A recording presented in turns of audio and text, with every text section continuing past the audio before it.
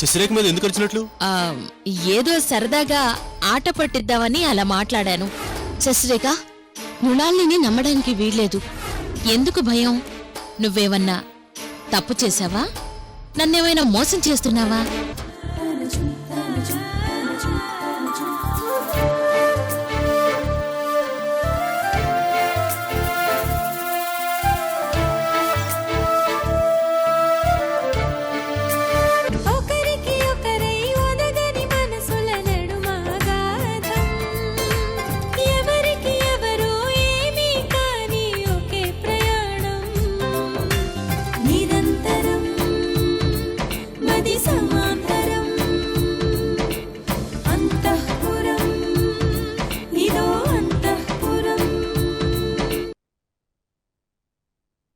అమ్మా వస్తున్నా.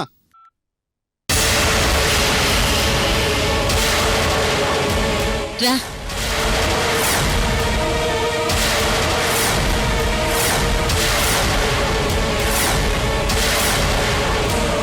రా నాన్నా.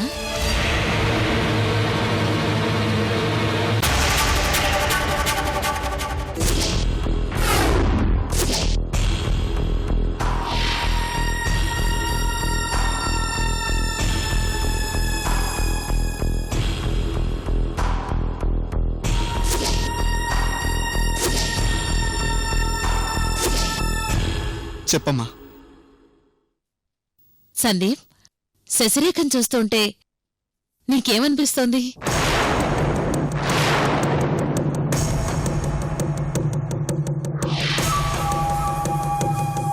ఈవిడికేమైంది? పిచ్చిగాని పట్టిందా? ఎందుకులా బిహేవ్ చేస్తుంది?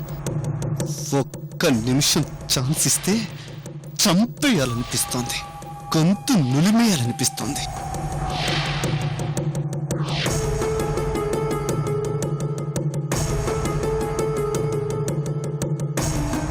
మాట్లాడవేంటి నాన్నా? నిన్నే అడిగేది. శశిరేఖను చూస్తుంటే నీకేమనిపిస్తోంది? మొహమాటం లేకుండా ఓపెన్గా చెప్పు. శశిరేఖ ఏమీ అనుకోదు, మంచి పిల్ల.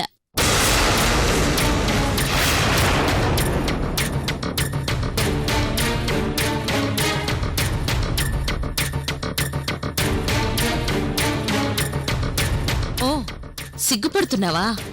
పోనీ నేనేమనుకుంటున్నానో చెప్పనా? అర్జెంటుగా శశిని నా కోడలిగా చేసుకోవాలనుకుంటున్నాను.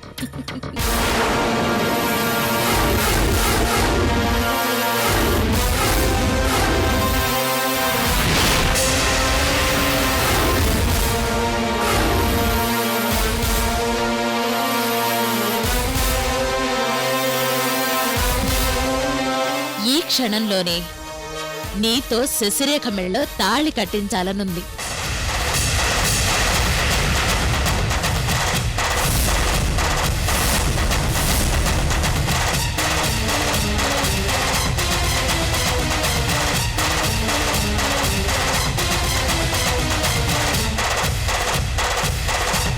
ఓ గాడ్, ఏమొచ్చింది? ఇలా మాట్లాడుతుందేంటి? ఎరా సందీప్, నీకు శశిని చేసుకోవడం ఇష్టమేనా?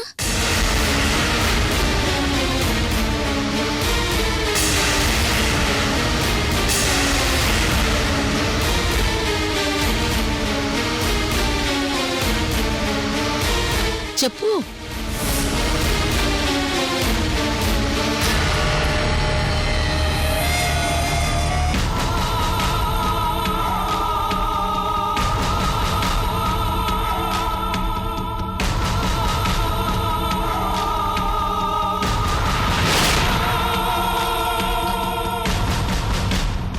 చెప్పరా, నీకిష్టమేనా?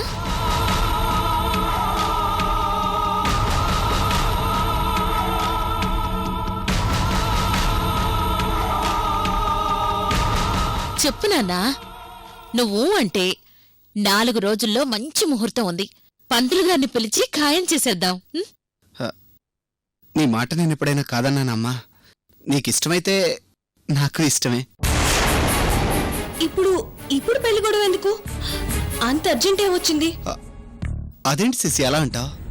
ఇప్పటికే చాలా లేట్ అయింది.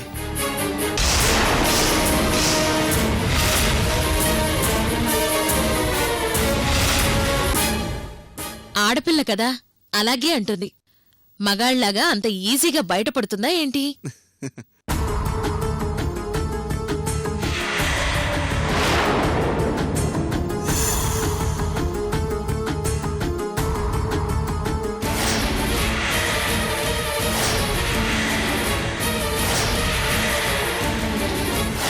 కానీ శశిరేఖ అందరి ఆడపిల్లల్లా కాదురా నాన్న. Very special. హవేలీలో అడుగు పెట్టడమే సందీప్ మూడో భార్యని అంటూ ఎంట్రీ ఇచ్చింది. కదూ శశిరేఖ?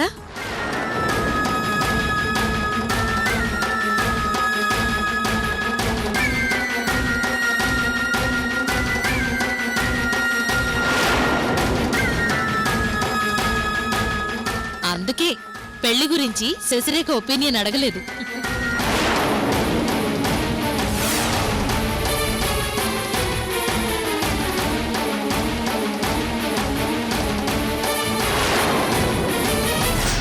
అమ్మా, ముహూర్తం ఎంతో దూరంలో లేదు కాబట్టి పెళ్ళంటే బోల్డంత షాపింగ్ ఉంటుంది. మమ్మల్ని బయలుదేరమంటావా? హా, షాపింగ్కి మీరు బయటికెళ్లాల్సిన కర్మేంట్రా? ఫోన్ చేస్తే షాపే మనింటికొస్తుంది. మూడో కోడలు, ముద్దుల కోడలు, అందమైన కోడలు, అపురూపమైన కోడలు, దగ్గరుండి అన్నీ నేనే సెలెక్ట్ చేస్తాను. నువ్వు చేయాల్సిందల్లా ఒక్కటే. ఏంటమ్మా అది? హనీమూన్కి ఎక్కడికెళ్లాలో ప్లాన్ చేసుకోవడం.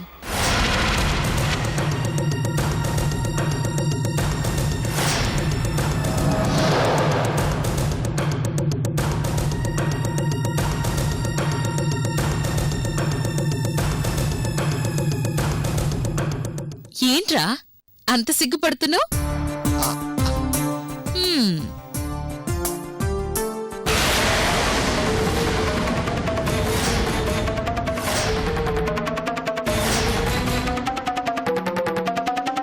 చెప్పు. పర్వాలేదులే. ఇక్కడున్నది నేను, నీ పెళ్ళం. పరాయివాళ్ళెవరూ లేరు.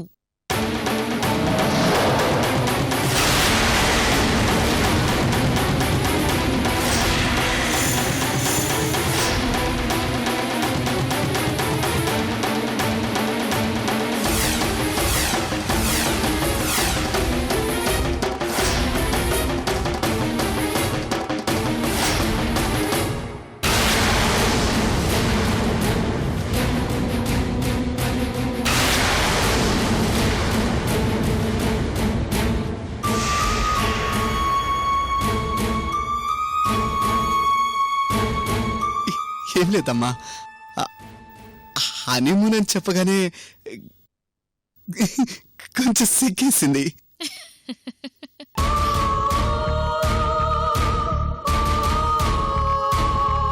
మూడో పిల్లివాడు వాడు సిగ్గుపడుతున్నాడు. నీ మొహంలో సిగ్గనేదే లేదేంటి?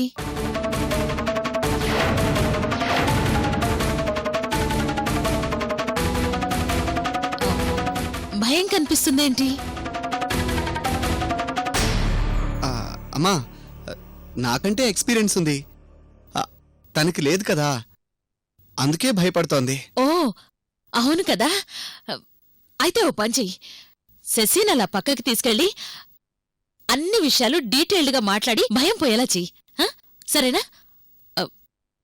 వెళ్ళరా? ఇదిగో అలా సిగ్గుపడకు, వెళ్ళు. శశి ఆగు, శశిరేఖ.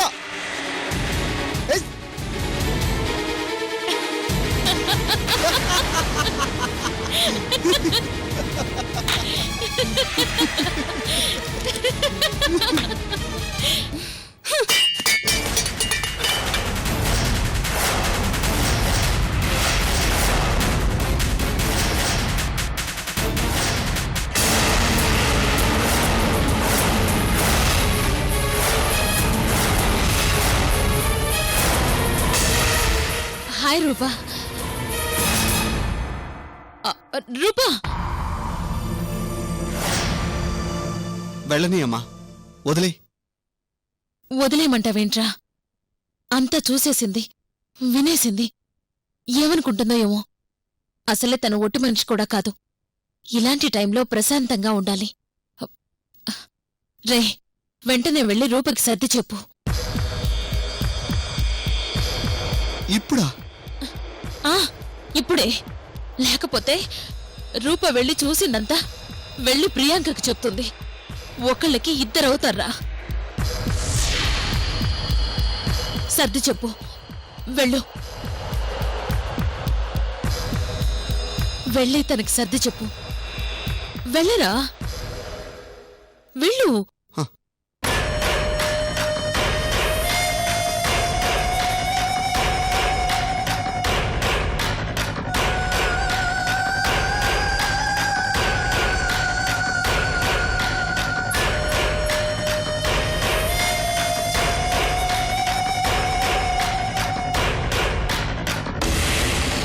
ఈ దెబ్బతో శశిరేఖకి దిమ్మ తిరుగుంటుంది.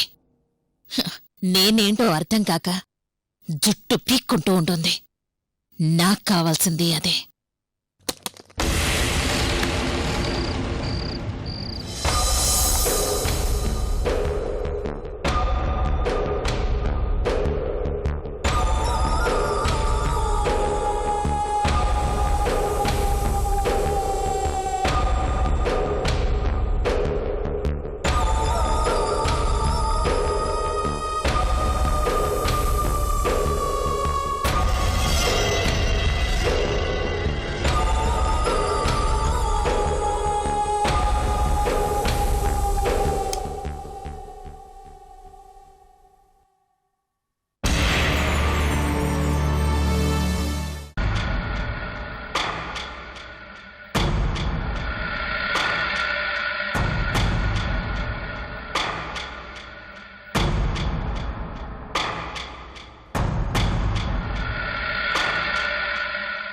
ప్రతాప్, మాధురతే గుర్తొచ్చిందా? పడుకోకుండా వచ్చేసా. మర్చిపోతే కదా గుర్తుకు తెచ్చుకోవడానికి. మాకు ధైర్యం చెప్పి నువ్వు బాధపడతావేంటి?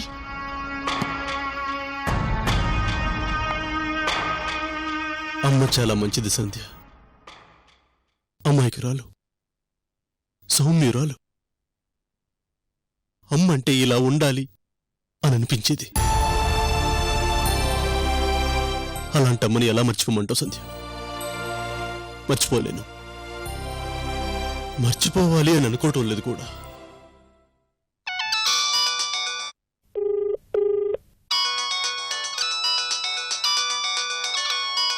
శశిరేఖ, శశిరేఖ, నేను సంధ్యని మాట్లాడుతున్నాను. ప్రతాప్ పక్కనే ఉన్నాడు, మాట్లాడు. హలో ప్రతాప్ గారు. చెప్పు శశిరేఖ, గుడ్ న్యూసా? డాక్యుమెంట్స్ మీద మా పెద్దమ్మ సైన్ చేసిందా? సైన్ చేయటం కాదు, నా పెళ్లి చేస్తుంది. అదేంటి? నేను చెప్తే మీరు నమ్మటం లేదు. మృణాల్ని మారిపోయింది, డిఫరెంట్ గా బిహేవ్ చేస్తుంది. శశిరేఖ, ఏదో సరదాగా ఏడిపించడానికి అలా చేసినని చెప్పింది కదా, ఇంకా ఏంటి? లేదు సంధ్యక్క, నాకు అలా అనిపించటం లేదు. ఏదో ప్రమాదం ముంచుకొస్తుందేమో అని భయంగా ఉంది. ప్రతాప్ గారు, నేను ఇక్కడి నుంచి వచ్చేస్తాను. శశిరేఖ, అనవసరంగా టెన్షన్ పడుతుంది. తొందరపడకు. ఇప్పుడు ఏమైందని? ఇంతకు ముందు ఏం జరిగిందో తెలుసా? ఏం జరిగింది? ఒంటరిగా కూర్చునుంది.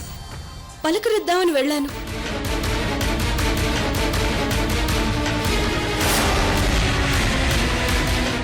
ఈ క్షణంలోనే నీతో శశిరేఖ మెళ్ళో తాళి కట్టించాలనుంది. చెప్పు నాన్నా, నువ్వు అంటే 4 రోజుల్లో మంచి ముహూర్తం ఉంది. పంతులుగారిని పిలిచి ఖాయం చేసేద్దాం. అది జరిగింది. అవునా? అలా జరిగిందా? ఏదో ఒక్కసారంటే ఆట పట్టించింది అనుకోవచ్చు. ఇలా పెళ్లి ప్రపోజల్ తేవటం ఏంటి? పైగా డైరెక్ట్ గా నా ముందే సందీప్ అడగడం ఏంటి? అసలు ఏమనుకుంటుంది? నిజమే ప్రతాప్, శశిరేఖ చెప్పిన విషయాన్ని సీరియస్ గా ఆలోచించాలి. అవును శశిరేఖ, సందీప్ నీకిచ్చి పెళ్లి చేస్తే మృణాల్ నీకేంటి లాభం? ఆ సంగతి నన్ను అడిగితే నాకేం తెలుస్తుంది సార్? మృణాలిని అడగాలి గాని. అసలు ఈ అనుమానం ఏంటో క్లియర్గా చెప్పు శశిరేఖ. చెప్పేదేముంది ప్రతాప్, మృణాలికి శశిరేఖ ప్రవర్తన మీద అనుమానం వచ్చుండాలి, అందుకే ఇలా ఏడిపిస్తుంది. అనుమానం వస్తే ఇలా ఆట పట్టించదు, చంపేస్తుంది. అది మృణాల్ నీ క్యారెక్టర్.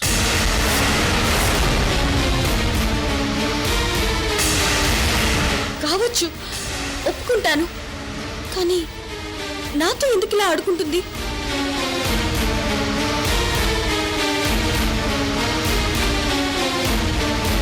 అది కూడా ఆలోచించాల్సిన విషయమే.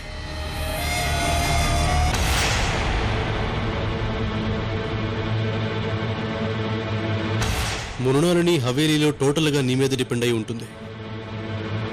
అలాంటిది నిన్నే ఆట పట్టిస్తుందంటే ఏదో బలమైన కారణం ఉండే ఉండాలి. నేను చెప్పేది కూడా అదే. కానీ శశిరేఖ, నువ్వు హవేలీ వదిలి వచ్చేయడం సమస్యకు పరిష్కారం కాదు. అదేంటి ప్రతాప్, ఆ మృణాల్ని రాక్షసి తెలిసి కూడా అలా మాట్లాడతావేంటి? మృణాలిని రాక్షసే కావచ్చు, కానీ శశిరేఖ మొండిది. ఈ మొండితనంతో రాక్షసత్వాన్ని ఎదిరించి గెలవాలి, అది కావాల్సింది. నీకే ఇక్కడుండి బానే చెప్తావు, అక్కడ శశిరేఖ టెన్షన్ నీకేం తెలుసు? శశిరేఖ, నేను వెంటనే బయలుదేరి వస్తున్నాను. నువ్వేం టెన్షన్ పడుకో. Thank you sir. బట్ నేను వచ్చే వరకు జాగ్రత్తగా మేనేజ్ చేయి. మృణాలిని ఏదో వైలెంట్ మూడ్లో ఉన్నట్లే అనిపిస్తుంది. మన మీద ఏదో అనుమానం పెట్టుకుని ఉంటుంది. నేను వచ్చి క్లారిఫై చేస్తాను. అలాగే, అప్పటి వరకు మృణాల్ని జోలికి వెళ్లకుండా దూరంగా ఉంటాను.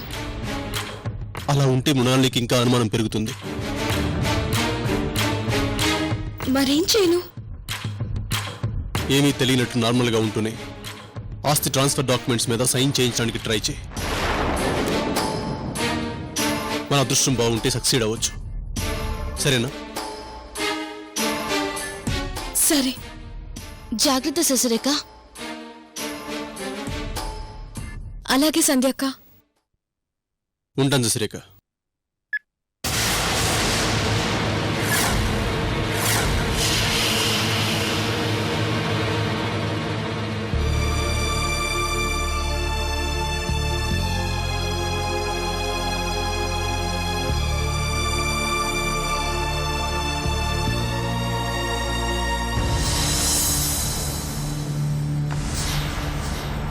నా ధైర్యం అంతా ఏమైంది?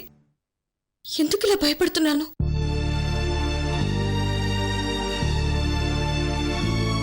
No Shashi, be brave. మృణాల్ని నీ శత్రువు, నీ పేరెంట్స్ ని చంపిన క్రిమినల్, అది మర్చిపోకు.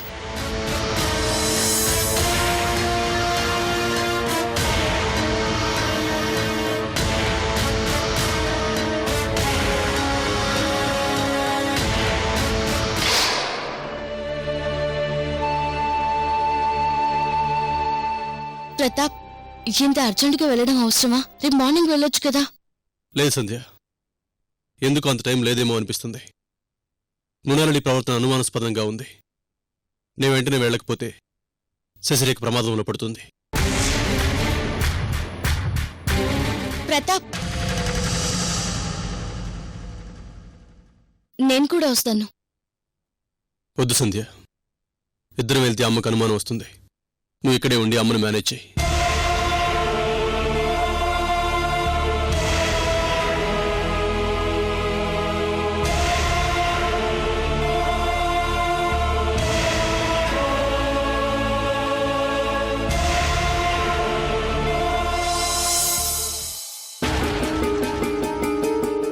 చెప్పు నాన్నా, నువ్వు అంటే 4 రోజుల్లో మంచి ముహూర్తం ఉంది. పంతులు గారిని పిలిచి ఖాయం చేసేద్దాం. నీ మాట నేను ఎప్పుడైనా కాదన్నానమ్మా. నీకు ఇష్టమైతే నాకు ఇష్టమే.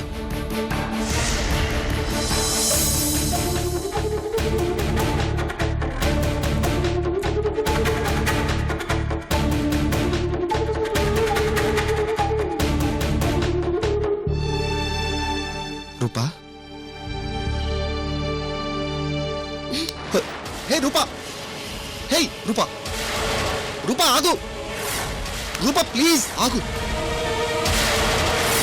నీతో మాట్లాడాలి.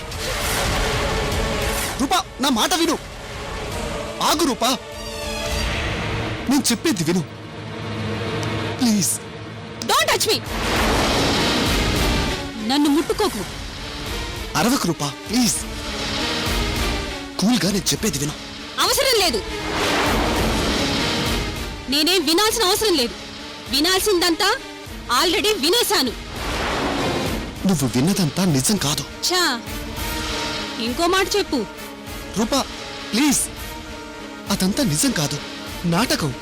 ఆహా, మరి నీ అంతటి నువ్వు ఒకరోజు పంతులు గారిని పిలిచి శశిరేఖతో పెళ్లి ముహూర్తం పెట్టించమన్నావే, అది కూడా నాటకమేనా? ఎస్, నాటకమే. హ్మ్. మరి ఈ హవేలీకి కాబోయే మూడో కోడల్ని అంటూ శశిరేఖ రావటం కూడా నాటకమేనా? Of course నాటకమే. హ్మ్. మీ అమ్మ మీ ఇద్దరికి పెళ్లి చేయాలనుకోవడం కూడా నాటకమేనా? అవును అవును అవును, అదంతా నాటకమే రూపా. హ్మ్. ఓకే, ఒప్పుకుంటాను. నువ్వు చెప్పేదంతా నాటకమని ఒప్పుకుంటాను. Thanks, thanks Rupa. బట్ ఒక్క కండిషన్ మీద. చెప్పు, అదేంటో చెప్పు. వెంటనే, ఈ క్షణంలోనే శశిరేఖ నువ్వు మెడబెట్టి బయటకు గంటేయాలి. ఇప్పుడా? ఎస్, ఇప్పుడే, ఈ క్షణంలోనే, నా కళ్ళ ముందే. అది కాదు రూపా. మాటలొద్దు. నిన్ను నువ్వు నిరూపించుకో. నువ్వు శశిరేఖ మైకల్లో లేవని, నీకు దానికి సంబంధం లేదని నిరూపించుకో. కమాన్, డూ ఇట్ నౌ.